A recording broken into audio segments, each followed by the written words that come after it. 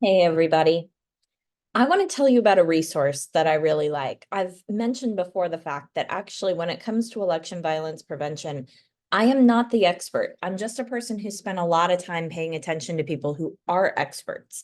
And one of the places where I have found out an incredible amount of information is from a place called the Gandhi-King Global Academy. Okay, so I'll say it again. Gandhi, like Mahatma Gandhi, King, like Martin Luther King, the Gandhi-King Global Academy. And you can just Google that. It comes from the United States Institute of Peace.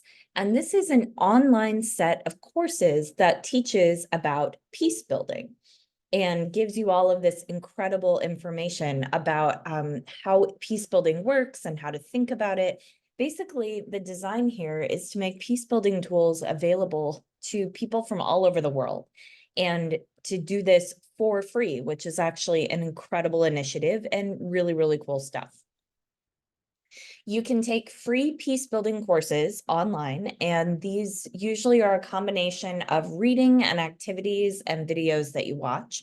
And you can do this two different ways. You can do it with a cohort in real time, so sign up for a class and show up for it at specific times, or you can do it the way that I did it, which is to take it online in your own time and to watch the videos and read the materials and respond to the questions and so forth as you're available to do it.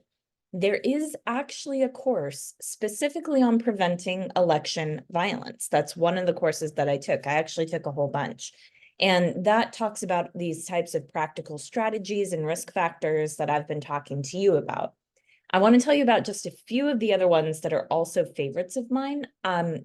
First of all, Introduction to Peace Building. It's just a good idea to take that. It's like an opening to the peace building field. So if this stuff is new to you, that's a good introduction.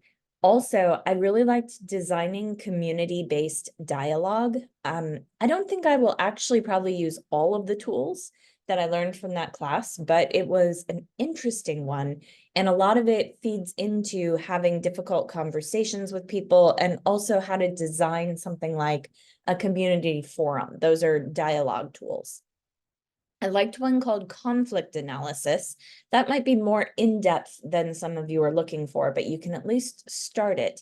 And the conflict analysis piece really taught about how to kind of stand at the 20,000 feet level and look down at the conflict and figure out who is doing what and why.